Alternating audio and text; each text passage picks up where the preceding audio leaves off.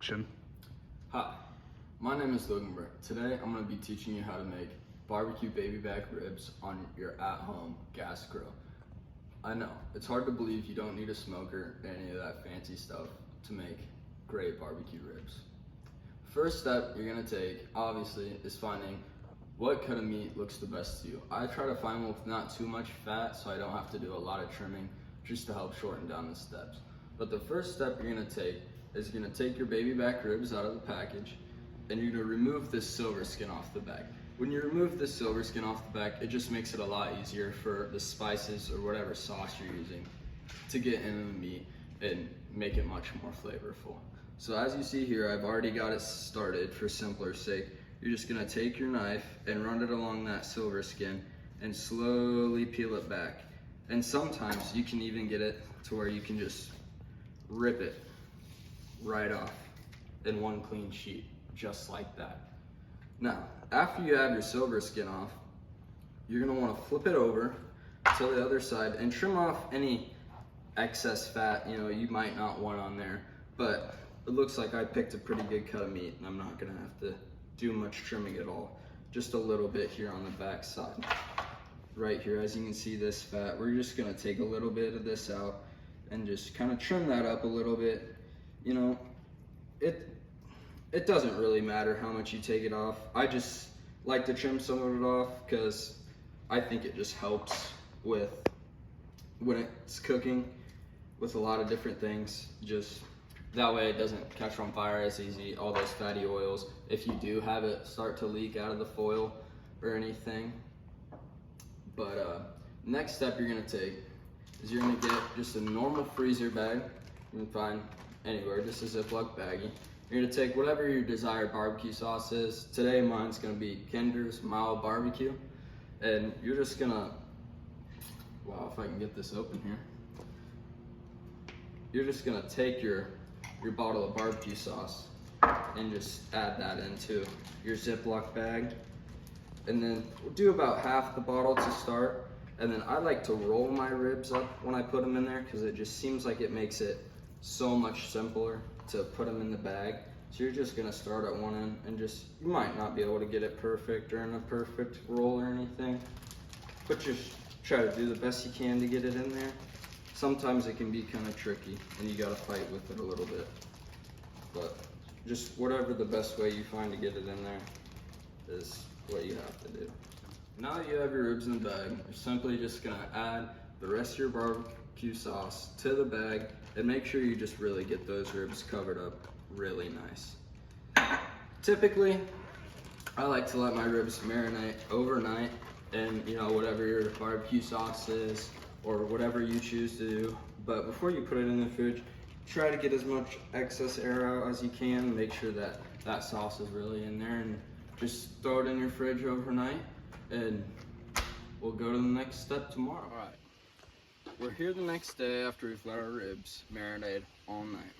Your next step is you're gonna need 2 sheets of tin foil. I try to do about 4 inches on each end longer than your rack of ribs are. That way you have a little more room to create what I like to call the boat. That way, you don't get any of that barbecue sauce leaking out and all those good juices stay in there for you. So you're just gonna pull your ribs out here. And you're gonna just lay them down on your foil there. And make sure you zip up your bag so you don't have sauce leaking all over the kitchen counter and your mom and dad get mad. So, next what you're gonna do is create what I call the boat. You wanna center your ribs up the best you can. You're gonna fold the ends in first, like this. Try to keep it straight the best you can, it doesn't really matter. Then we're gonna fold up, like so. And just try to create a boat to lock in all those juices and stuff. And yeah, I know the tin foil is not wide enough to cover the whole thing. That's why once you do that, you are going to flip it over and do the same thing on your second piece of tin foil. Make sure you have 2. That way you don't get any of the leaking and all over the place, and you make sure you got nice juicy ribs. Keep all those flavors locked in. So once you're here, you're gonna take your ribs and your boat, and your grill should be about 250 to 275, and we're gonna throw this on here on one side, the first side, and you're gonna let that first side cook for about an hour. It's an hour and 15. Just count however long you feel it's needed. You know, come check on them. I don't like to unwrap them. I just let them go for an hour and 15 to an hour and 30. You know, just depending on how I'm feeling. And usually I like to run the grill about 275, a little hotter than most people, just because I'm impatient. So we're gonna just throw them on here for an hour right now, and you're just gonna put them on there and go watch TV, go play video games, go do something, set a timer on your phone for an hour and 15 minutes, and come back out here and flip them over to the other side, and then repeat another hour and 15 minutes on the other side, and then we're gonna pull them out, and I'll show you what to do after that. So, after you've flipped them and let them go for another hour, you're gonna take them off the grill and unwrap them. So we're just gonna take these off right here. We're gonna move them right over this table right here. Oh yeah. Go ahead and close this up. But we're just gonna let this rest in this foil here for about 5 minutes, just to make sure it soaks up all those juices real nice. All right, after you've let your ribs rest for around 5 to 10 minutes, you're gonna want to take whatever your desired barbecue sauce is. Mine is this Kinder's roasted garlic, and you're just gonna add a little, spread some out along the top here, and then you're gonna want to brush it on and just kind of spread that out. And you'll just start here with the bottom side, and you can put on as much as you want. I like to start light just to make sure I can really get it everywhere, and then I'll add a little bit more on. So we'll just get this spread out here, add some more.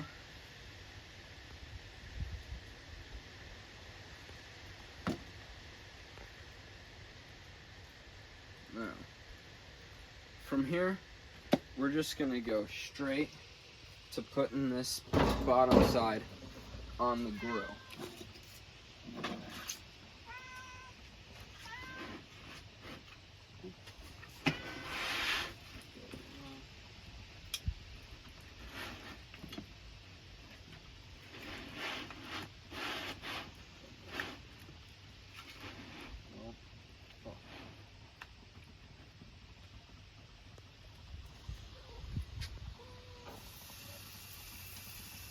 And you're just gonna let those sit. All right, so unfortunately, when we went to flip them, the meat was so tender it fell apart, so I didn't get to show you me brushing barbecue sauce onto the other side. But you want to make sure you brush both sides of it, and once you have a nice bark from the barbecue sauce and the barbecue caramelizing to that meat, you want to pull them off, put them in your tray, and here, come in and look at these. I mean, they're just fall right off the bone. Nothing to them right there. But that's how you make at-home barbecue ribs.